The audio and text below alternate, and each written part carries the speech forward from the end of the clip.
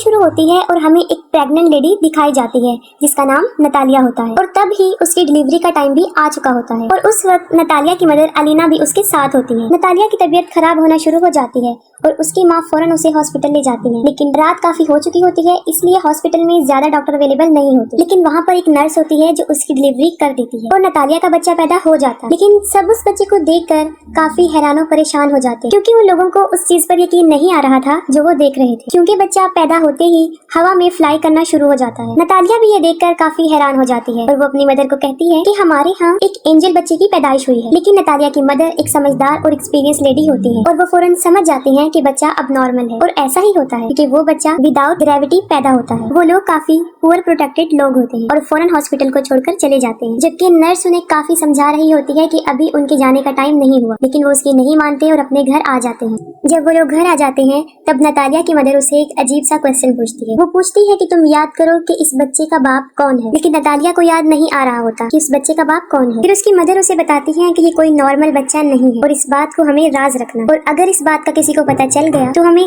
कई मुसीबतों का सामना करना पड़ सकता है। फिर वो बच्चे का नाम सिलेक्ट करते हैं, तब उसका नाम ऑस्कर रखा जाता है और ऑस्कर सच में नॉर्मल बच्चा नहीं था क्योंकि उसे संभालना काफी मुश्किल था। जब वो लोग उसे अकेला छोड़ते थे तो वो छत से ही चिपक जाता था और देर तक वहीं चिपका रहता था। ये देखकर उसकी नानी उसके लिए काफी बेड्स बनाती हैं ताकि वो बच्चा जमीन पर ही रहे, और छत को भी वो काफी सॉफ्ट और लाइट वेट बना देते हैं ताकि बच्चे को चोट न लगे, क्योंकि उन लोगों को इस बात का भी डर था कि अगर उन्होंने इसे बाहर अकेला छोड़ दिया तो वो हवा में उड़ जाएगा और स्पेस में कहीं चला जाएगा। तभी वो लोग ऑस्कर के लिए काफी कॉन्शियस होते हैं और उसकी नानी और उसकी माँ उसका काफी ख्याल रखते हैं। फिर वक्त के साथ साथ ऑस्कर बड़ा होना शुरू हो जाता है, लेकिन वो घर पर ही रहता है क्योंकि उसकी नानी उसे बाहर जाने नहीं देती। घर रहकर वो मोस्टली टीवी पर सुपरमैन के कार्टून्स देखा करता था और वो खुद भी ये इमेजिन करता था कि वो भी एक सुपर हीरो है। फिर ऑस्कर कई दफा अपनी मदर नतालिया से ये पूछता है कि वो लोग उसे बाहर जाने क्यों नहीं देते, लेकिन वो उसकी बात को इग्नोर कर देते हैं। ऑस्कर खिड़की से बाहर कई दफा लोगों को देखता रहता था और अपने जैसे बच्चों को भी जो स्कूल जा रहे होते और हसरत भरी निगाहों से खेलते हुए बच्चों को देखता था और आजाद जिंदगी को बहुत मिस करता था। वो ये सोचता था कि वो शायद हमेशा के लिए यहाँ कैद में ही रहेगा। फिर एक दिन ऑस्कर घर की एक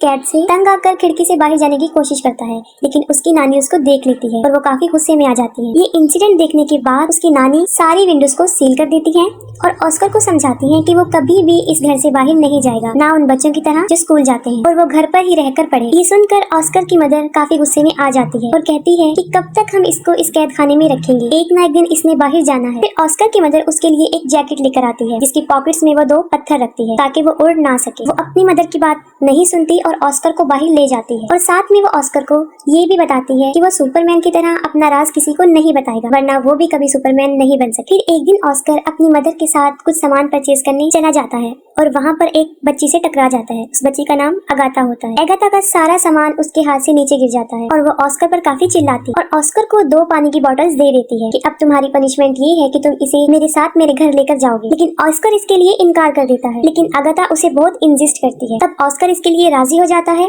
और अपनी मदर को बगैर बताए वो उस बच्ची के साथ चला जाता है। अब ऑस्कर के हाथ में 2 भारी बॉटल्स होती हैं और उसके पॉकेट्स में पत्थर भी होते हैं, जिसकी वजह से वो काफी हैवी महसूस कर रहा होता है। वो अपनी पॉकेट से दोनों पत्थरों को निकालकर फेंक देता है। अब एगाथा के साथ उसकी फ्रेंडशिप हो जाती है। फिर एगाथा अपने घर पहुंच जाती है और वो ऑस्कर से पानी की बॉटल्स मांगती है, लेकिन ऑस्कर पानी की बॉटल्स देने से इनकार कर देता है क्योंकि उसे पता होता है कि अगर उसने ये पानी की बॉटल उसे दे दी तो वो हवा में उड़ जाएगा। क्योंकि एगाथा ना समझ होती है और वो ऑस्कर से बॉटल छीन लेती है। जैसे ही वो ऑस्कर से बॉटल लेती है वो हवा में उड़ जाता है। वो जगह चारों तरफ से काफी बंद होती है, इसलिए ऑस्कर ज्यादा ऊंचा नहीं उड़ता। एगाथा ये देखकर काफी हैरान हो जाती है और चिल्लाकर उसे सुपरमैन कहती है। ऑस्कर उससे हेल्प मांगता है। ये सुनकर एगाथा फौरन अपने रूम में जाती है और अपना एक पिंक कलर का बैग उठाकर लाती है जो पत्थरों से भरा होता है, और उनका आइडिया ये था कि इन पत्थरों को वो अपनी पॉकेट्स में रखेगा, जो कि एक अच्छा आइडिया था। उनका ये प्लान अच्छा साबित होता है और ऑस्कर नीचे आ जाता है। फिर उनकी गहरी दोस्ती हो जाती है। फिर ऑस्कर एगाथा को कहता है कि तुम प्रॉमिस करो कि इस बात को सीक्रेट रखोगी और किसी को नहीं बताओ। और दूसरी तरफ ऑस्कर के गायब होने की वजह से उसकी मदर और उसकी नानी काफी परेशान होती हैं। वो उसे काफी ढूंढती हैं और वो ये सोच लेती हैं कि वो शायद हवा में उड़ गया है, क्योंकि जो पत्थर उसकी मदर ने उसकी पॉकेट में रखे होते हैं वो उन्हें जमीन पर गिरे हुए मिलते हैं। फिर ऑस्कर उसी बैग के साथ जो एगाथा ने उसे दिया था घर आ जाता है और अपनी मदर को एगाथा के बारे में बताता है। फिर उसकी मदर उससे पूछती है कि कहीं तुमने अपना राज उसे तो नहीं बता दिया, लेकिन वो अपनी मदर से झूठ बोल देता है कि मैंने नहीं बताया। फिर ऑस्कर और एगाथा कई दिन तक एक दूसरे से मिलते रहते थे। फिर एक दिन ऑस्कर की मदर को इस बात का पता चल जाता है कि एगाथा उस राज के बारे में जानती है। फिर उसी दिन के बाद उसकी मदर उसे एगाथा से मिलने नहीं देती, जबकि एगाथा काफी दफा ऑस्कर से मिलने उनके घर पर आती थी, लेकिन लेकिन नतालिया उसे दरवाजे से ही भेज दी। फिर उन लोगों के आसपास के लोग उन्हें मशकूक निगाहों से देखने लगे, क्योंकि उन्हें ऐसा लग रहा था कि शायद ऑस्कर की मदर और नानी उसके साथ बुरा सलूक करती हैं, तभी वो उसे घर से ज्यादा बाहर आने नहीं देती और वो स्कूल भी नहीं जाती। फिर इस बारे में वो पुलिस को बता देती। फिर अगले दिन पुलिस उनके घर आ जाती है और उन लोगों को वार्न करती है कि वो ऑस्कर को कल से स्कूल भेजें, और मजबूरन उन लोगों को ऑस्कर को स्कूल भेजना पड़ा। फिर ऑस्कर की मदर उसके साथ स्कूल जाती है और उन्हें इस बात का भी ख्याल आ जाता है कि ऑस्कर एक नॉर्मल लाइफ नहीं जी सकता। फिर वो ऑस्कर को ले आती हैं और उनकी आंखें आंसुओं से भर जाती हैं। उसकी मदर इस सारी बात को समझ जाती है और वो घर छोड़ने का फैसला करते हैं। फिर वो अपने घर को छोड़कर बहुत दूर एक जगह पर रहना शुरू कर देते हैं। काफी साल गुजर चुके होते हैं।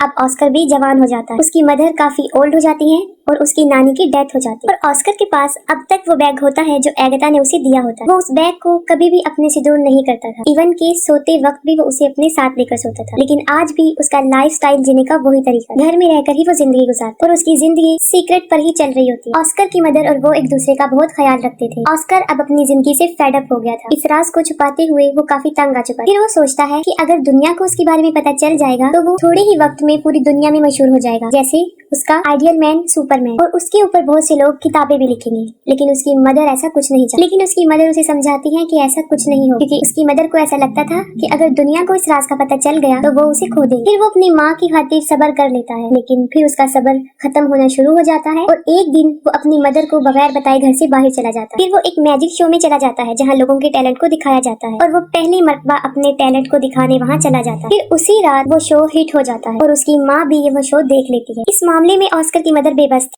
काफी लोग ऑस्कर को टीवी पर देख चुके होते हैं और वो फेमस भी हो चुका होता है। फिर अगले दिन वो एक आदमी जिसका नाम डेविड होता है उससे मिलता है और असल में वो आदमी कंटेंट एजेंट होता है। वो ऑस्कर को कहता है कि मैं तुम्हारी मशहूर होने में मदद कर सकता हूँ, हम बहुत बहुत बड़े शो ऑर्गेनाइज करेंगे जिससे तुम फेमस हो जाओगे। फिर वो ऑस्कर को एक बहुत बड़ा घर दे देता है जहाँ पर वो रह सके और उससे कॉन्ट्रैक्ट पर साइन भी करवाता है, क्योंकि ऑस्कर भी मशहूर होना चाहता था। वो दोनों मिलकर बहुत बहुत बड़े शो में जाकर अपनी परफॉर्मेंस दिखाते हैं और रातों रात ऑस्कर भी एक फेमस पर्सनैलिटी बन जाता है और बाद में ऑस्कर को नाम दिया जाता है द मैन विदाउट ग्रेविटी। वो लोग अपने काम में काफी एंजॉय कर चुके होते हैं और उन्होंने काफी पैसा भी कमा लिया होता है। लेकिन फिर एक दिन ऑस्कर को इस बात का रियलाइज होता है कि जो ड्रीम उसने बचपन में देखा था सुपरमैन बनने का, वो सुपर हीरो नहीं है, बल्कि वो तो एक कठपुतली बन चुका है जिसे लोग अपने एंजॉयमेंट के लिए इस्तेमाल करते हैं। कभी तो लोग उसे फोटोशूट में बुलाते थे और कभी किसी मैजिक शो में। फिर आहिस्ता आहिस्ता उसे ये सब नापसंद होना शुरू हो जाता है। हालांकि उसके ऊपर बहुत सारी बुक्स लिखी जाती हैं, बहुत सारे मैगजीन्स छपते हैं और कुछ ऐसी डॉक्यूमेंट्रीज जिसमें उसकी नानी और उसकी मदर को काफी बुरा प्रेजेंट किया, जिसे ऑस्कर को काफी बुरा लगा। और फिर एक आखिरी शो होता है